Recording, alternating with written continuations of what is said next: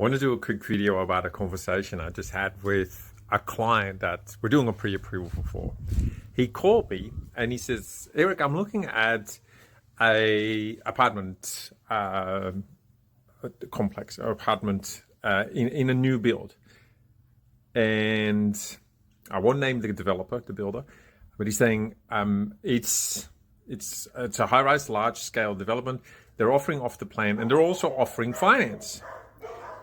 That's a good red flag to start with there, but it got worse. He said they can approve me for 1.4 mil, and we can get him to 950,000, maybe a little bit more with a non-conforming lender or with a second-tier lender, but I wouldn't recommend that. 950, 1.4, and he says they're saying they can get me 2 years interest only for 4.25%, which is a great rate. You're not going to get that anywhere else in the market.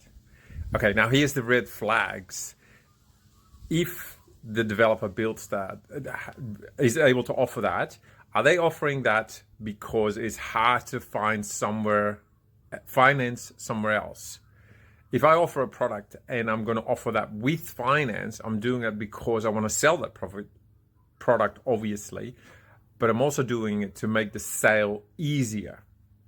And with property, if I have to bake into the product finance, or if I decide to bake into the product finance, is that because otherwise it's much harder to sell my product, my property?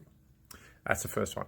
Second one is 2 years interest only sounds great, but if you've done that for 1.3 mil and you can only afford now 950, what are the chances that you're going to be able to refinance at the end of the 2 years interest only? And what happens if you can't? Second red flag.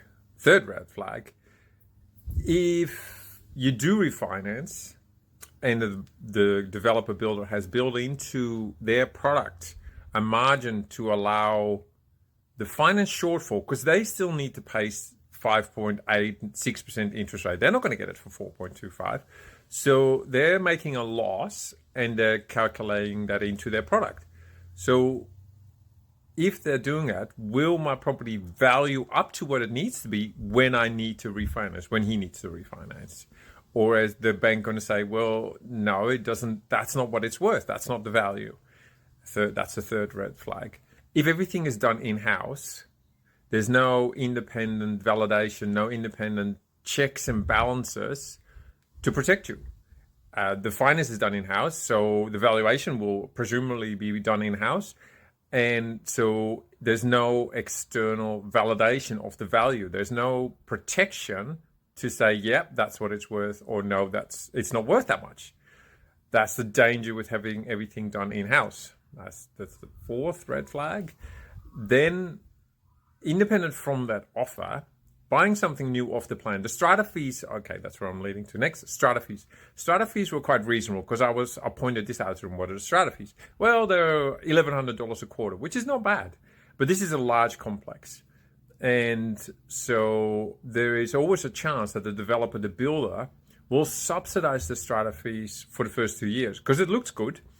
And then after 2 years pulls out of that subsidy, and then the real strata fees or the ongoing strata fees will be revealed. But the builder is gone then. They've sold all their apartments, and it's no longer their problems. The strata management, the builders corporation is now responsible. And if they reckon, we need more money than that, your strata fees will go up.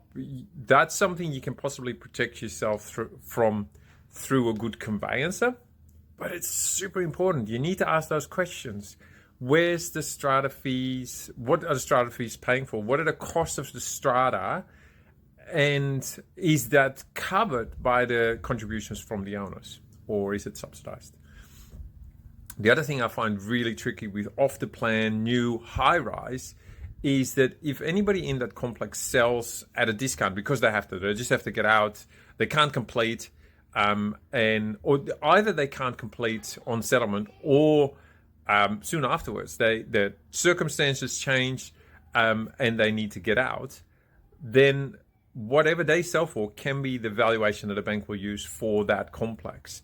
So even though you've bought at a higher price, and even though you might not have plans to sell, if you would want to refinance, your bank might measure your value against the lowest value that a similar property in that complex sold for. And if there's more than 100, if there's 200 apartments in that complex, then there's a decent chance somebody has sold at a price that you would not be willing to sell, but that is the value of your property now, because they're all the same. They're basically the same. And so the bank will say, well, if we would have to sell at a rush, if we would have to sell quickly because we're repossessing and we're not interested in holding on to property, we just want to get rid of it, so we're going to sell it quickly, that bottom price is the value of those properties. And you're stuck with that value now. So tons of red flags with this particular offer that he received, but also with high-rise off the plan in general. And I'm not saying it's a bad idea. I'm saying be super cautious. Do your due diligence. Get yourself an independent team, independent conveyancer, independent finance, so there is an external validation of the property value rather than having everything done in-house. He's talking about a $1.3 million purchase. It's not small change. If something goes wrong, if something is different from what you need it to be or what you want it to be in 2 years' time, you're in deep trouble. So make sure you do your due diligence. Keep those checks that I've just mentioned in mind. Do those checks, get external validation, and protect yourself.